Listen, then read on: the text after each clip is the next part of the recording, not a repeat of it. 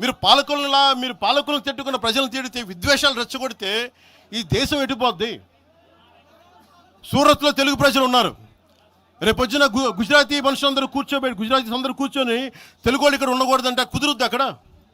నాందేడ్లో ఉన్న తెలుగు వాళ్ళు, షోలాపూర్లో ఉన్న మన తెలంగాణ తెలుగు వాళ్ళు అందరూ కూర్చోబెట్టి మా మహారాష్ట్రీయులు తిరగబెడితే ఏమవుద్ది? దేశం నిలబడద్దా? దేశం ఒకటిగా ఉంటుందా?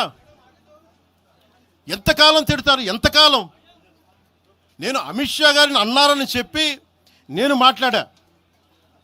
మాట్లాడగానే కూర్చోబెట్టి ఒక్కళ్ళు దానికి చిలవలు పలవలు చేసి నాకు తెలంగాణ అంటే పడదు, నాకు వీళ్ళంటే పడదు, వాళ్ళంటే పడదు, ఇన్ని సంవత్సరాలు 12 years కూర్చోబెట్టడం. మేము ఒక చెరువుని కబ్జా చేసామంట. నాకేం పనిలేదా? నిజంగా మీరన్నట్టుగా కబ్జా చేస్తే ఇల్లు తగలబెట్టారా? నాది వచ్చి మీరు ఉంచుతారా నన్ను? ఒక్కొక్కళ్ళు కూర్చోబెట్టి 111 జీవోలు ఏమేం చేశారు అటు చూసిపోండి, అటు చూడండి. నిజంగా ఈ రోజున తెలంగాణ రాష్ట్ర ముఖ్యమంత్రి గారికి చెప్తున్నా, రేవంత్ రెడ్డి గారికి చెప్తున్నా,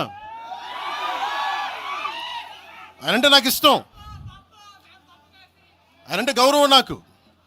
కానీ వారికే నేను చెప్తా ఉన్నా, తెలంగాణ ప్రభుత్వానికే చెప్తున్నా, పవన్ కళ్యాణ్ గనుక ఆ చెరువుని ఒక చెరువును ఆక్యుపై చేసుకున్నాడంటే సంతోషంగా చెప్తున్నా, ఈ రోజున తెలంగాణ ప్రభుత్వానికి రాసి ఇచ్చేస్తున్నారు.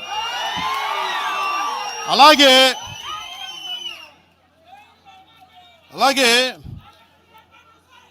లెఫ్ట్ మేము వామపక్షవాదులం అని చెప్పి ఒక ఎనలిస్ట్ మాట్లాడతా